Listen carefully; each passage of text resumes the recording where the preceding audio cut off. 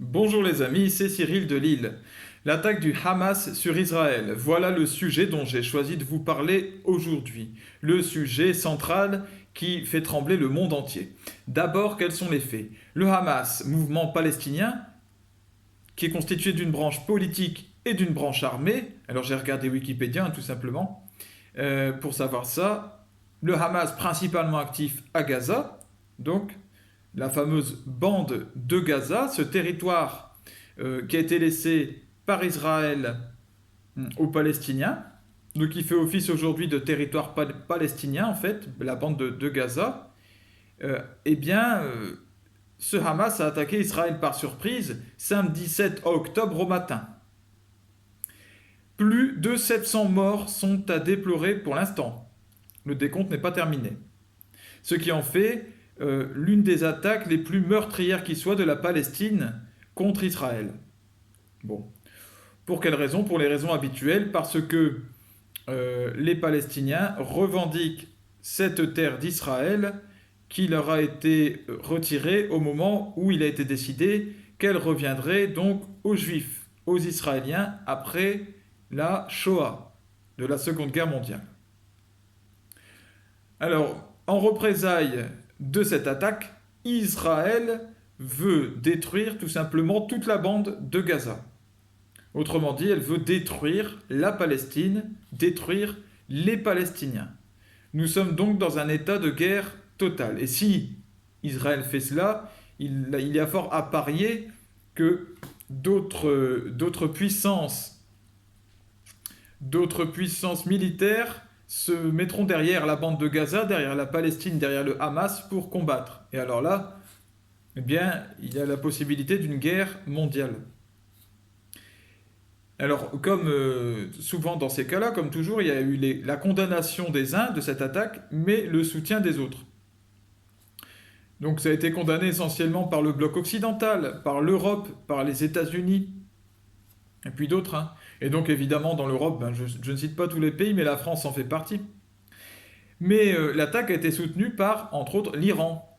L'Iran qui est le principal organe nourricier du Hamas. L'Iran qui a une détestation ouverte d'Israël et qui désire sa mort, tout simplement. Et le Hezbollah libanais, au Liban, donc c'est là aussi une branche armée qui soutient cette attaque. En fait, il y a, si vous regardez bien, deux blocs qui se dessinent, deux partisans qui manquent d'équilibre dans leur vision d'un côté ou de l'autre. Mais je vais y revenir lorsque je parlerai de ma vision qui est la vision chrétienne. D'abord, ce qu'il faut savoir, c'est que la guerre en Israël est la plus ancienne qui soit.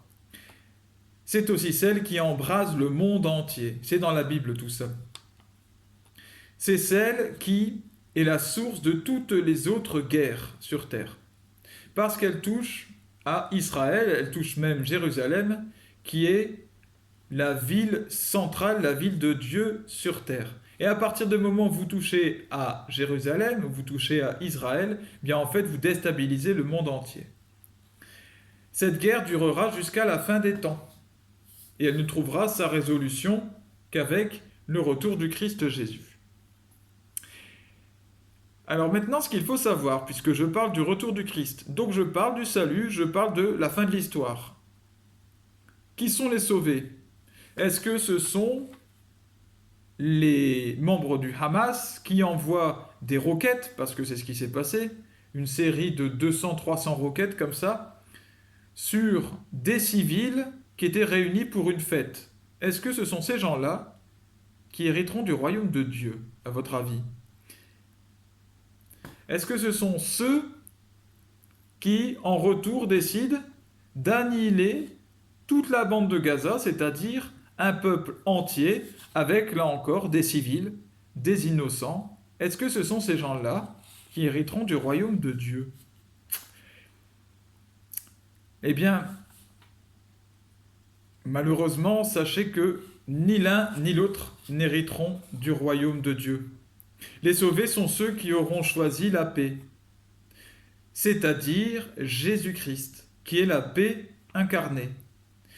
Les sauvés sont ceux qui n'auront pas nourri la vengeance, cherché le conflit, mais qui auront favorisé les bonnes œuvres, la paix d'un côté comme de l'autre. La vengeance n'est pas bonne, qu'Israël l'entende, que les Israéliens l'entendent. La vengeance n'est pas bonne, n'est pas belle, n'apporte rien de bon. Elle ne fait pas la volonté de Dieu, en tout cas pas la vengeance de l'homme. La vengeance est à Dieu, elle lui appartient, à lui qui sait toutes choses, et elle vient comme lui l'a décidé, au temps où lui l'a décidé. Illusion que des chars et des chevaux pour gagner la guerre, ça c'est dans la Bible, c'est dans l'Ancien Testament, c'est un psaume qui le dit. Illusion que des chars et des chevaux, illusion que les forces humaines, que les armements, illusion. Ce qui fait que quelqu'un gagne ou perd, eh bien en fait c'est selon sa proximité avec Dieu. S'il est plus ou moins proche de Dieu, Dieu le fera gagner, tout simplement. Je dénonce donc l'attaque du Hamas, tout comme je dénonce celle en retour d'Israël. Et puis au-delà de ça, je dénonce depuis tout temps les mauvais actes d'un côté comme de l'autre. Tous ceux qui veulent la division et qui nourrissent cette division. Tous ceux qui nourrissent la violence, qui sont, comme le dit la Bible, du parti des violents. Israël a été condamné à plusieurs reprises à cause de sa politique de colonisation, et entre autres par la France.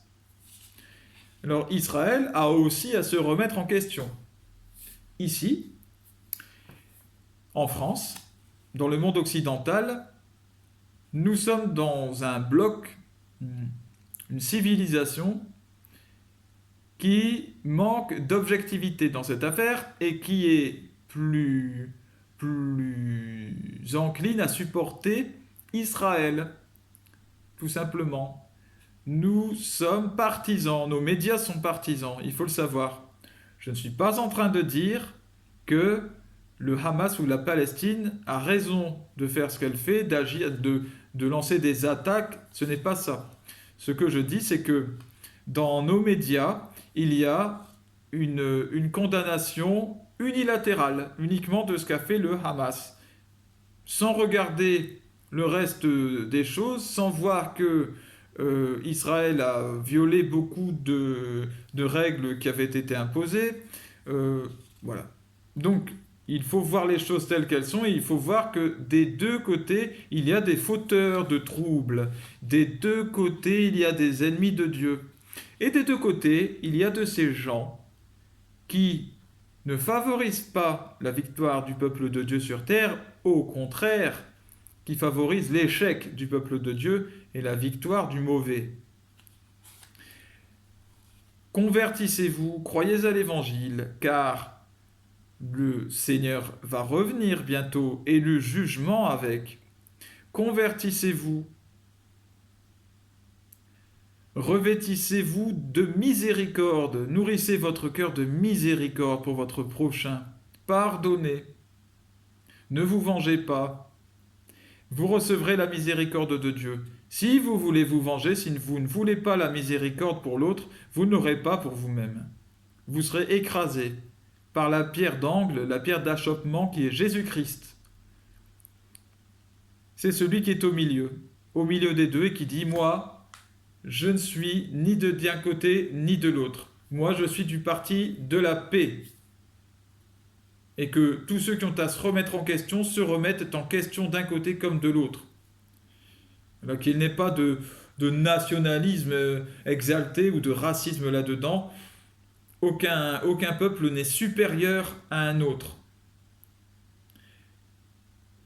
Frères chrétiens, je vous le demande pour conclure cette vidéo, priez pour la conversion d'Israël. Priez, car c'est le dernier signe, l'un des derniers signes de la fin des temps, la conversion d'Israël, qui permettra l'arrivée de la paix. L'arrivée de la paix, quand je dis la conversion, je parle bien sûr de celle au Christ, Jésus. qui est Dieu fait homme, lui et aucun autre.